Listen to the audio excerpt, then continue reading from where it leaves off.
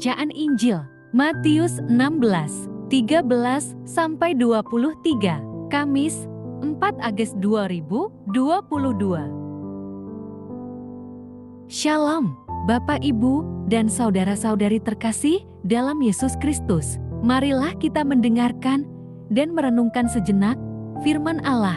Injil Matius pasal 16 ayat 13-23. Pengakuan Petrus. Inilah Injil suci menurut Matius. Setelah Yesus tiba di daerah Kaisarea Filipi, ia bertanya kepada murid-muridnya, "Kata orang, siapakah Anak Manusia itu?" Jawab mereka, "Ada yang mengatakan Yohanes Pembaptis, ada juga yang mengatakan Elia, dan ada pula yang mengatakan Yeremia atau salah seorang dari para nabi." Lalu Yesus bertanya kepada mereka, "Tetapi apa katamu? Siapakah aku ini?" Maka jawab Simon Petrus, "Engkau adalah Mesias, Anak Allah yang hidup." Kata Yesus kepadanya, "Berbahagialah engkau Simon bin Yunus, sebab bukan manusia yang menyatakan itu kepadamu, melainkan Bapa-Ku yang di sorga. Dan aku pun berkata kepadamu, engkau adalah Petrus, dan di atas batu karang ini, aku akan mendirikan jemaat-Ku, dan alam maut tidak akan menguasainya. Kepadamu akan kuberikan kunci kerajaan sorga. Apa yang kau ikat di dunia ini akan terikat di sorga, dan apa yang kau lepaskan di dunia ini akan terlepas di sorga." Lalu Yesus melarang murid-muridnya supaya jangan memberitahukan kepada siapapun bahwa ia Mesias. Sejak waktu itu, Yesus mulai menyatakan kepada murid-muridnya bahwa ia harus pergi ke Yerusalem dan menanggung banyak penderitaan dari pihak tua-tua, imam-imam kepala, dan ahli-ahli Taurat, lalu dibunuh dan dibangkitkan pada hari ketiga. Tetapi Petrus menarik Yesus ke samping dan menegur dia. Katanya, "Tuhan, kiranya Allah menjauhkan hal itu. Hal itu sekali-kali takkan menimpa engkau." Maka Yesus berpaling dan berkata kepada Petrus, "Enyahlah iblis, engkau suatu batu sandungan bagiku, sebab engkau bukan memikirkan apa yang dipikirkan Allah, melainkan apa yang dipikirkan manusia." Amin. Demikianlah sabda Tuhan. Terpujilah Kristus. Renungan Injil menjadi batu hidup. Sebongkah batu alam tidak berharga saat masih berada di gunung. Tetapi ketika batu itu menjadi bagian dari istana yang indah, batu itu menjadi batu alam yang mahal dan berharga.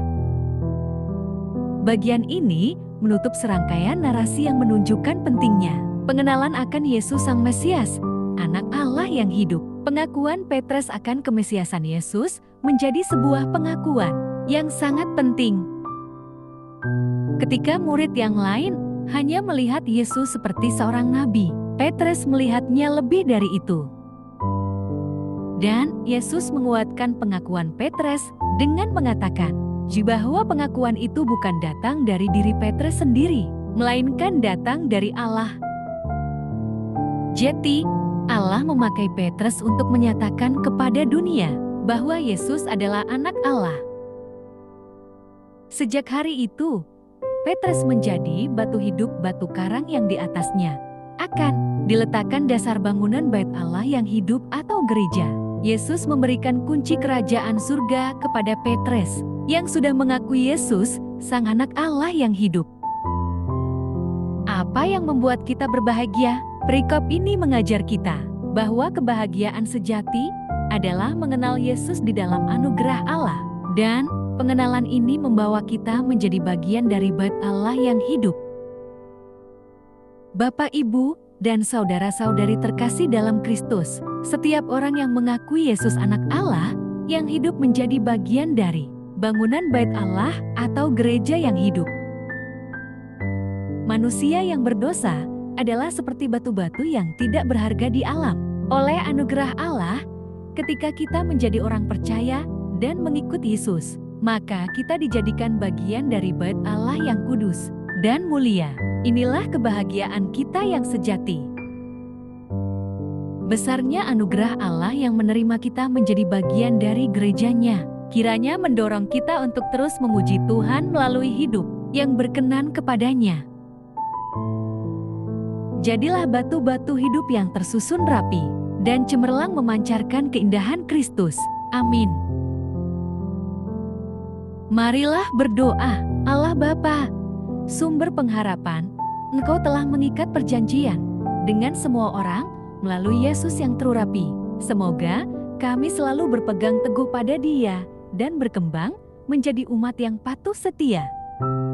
Dengan pengantaraan Yesus Kristus, Putra-Mu, Tuhan kami yang bersama Dikau dalam persatuan Roh Kudus, hidup dan berkuasa Allah sepanjang segala masa.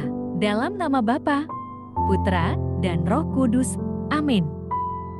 Terima kasih sudah mendengarkan dan merenungkan firman Allah. Jangan lupa subscribe dan jangan lupa juga aktifkan loncengnya. Terima kasih, Tuhan Yesus memberkati.